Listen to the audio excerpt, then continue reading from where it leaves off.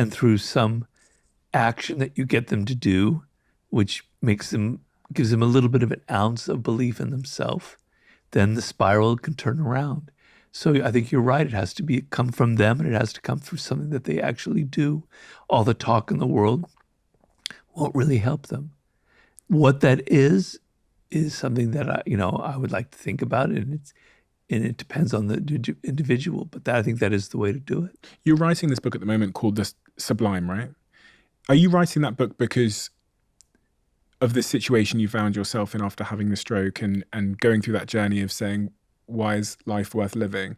And going in search of the sublime that we all have inherently? Well, to be honest with you, about 20 years ago, I had the idea for the book. I read a book on the subject, and I got excited about it because they were explaining it as it's a kind of experience that's very hard to verbalize, that goes outside of what we normally experience. And I got very excited by the idea. And I planned to write that book. And then after war, that was going to be my fourth book. And my agent was getting all prepared to sell it. And then I got hooked onto 50 Cent. And I did that book instead, and I put it on the back burner. And then Mastery came up, and I got hooked onto that. And suddenly it kind of got pushed aside. And then in Human Nature, first of all, the last chapter in the 50 Cent book is on the sublime. It's about death and what 50 and facing it. Then the last chapter in Human Nature is about the sublime. It's about death and mortality. And the irony is that 2.5 months after finishing that chapter in the book, I nearly died. But what I had planned originally was I was going to go to the Gobi Desert and walk across the Gobi Desert. I was going to go swim with whales, literally whales in New Zealand. I was going to go to Tierra del Fuego. I was going to have all of these sublime experiences and write about them. And now I can't do any of that, right? All I can do is sit in my little room in my house at my desk and write the book. It's all in my head.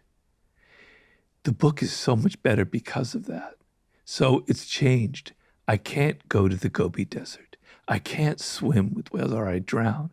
I can't go to Tierra del Fuego. I can only sit in my office, look at the birds, go through the books that I'm reading, and write the book, keeping in mind other people and what's going on in the world in their life and my limitations. So ironically, the book has become better because I had to go through this experience.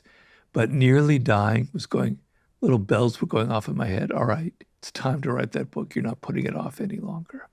And has it forced you to find the sublime in the everyday life? Well, obviously, I'm writing right now a chapter on what I call the daemon, which is an ancient Greek concept that all of us are born with like a guardian spirit.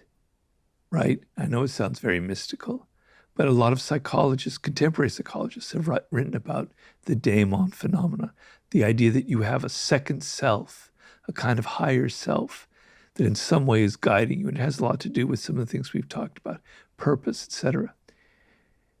And I have to think about it. I have to think about it in terms of my own life. I have to think about, is there something else inside of me that's communicating to me? What does that mean?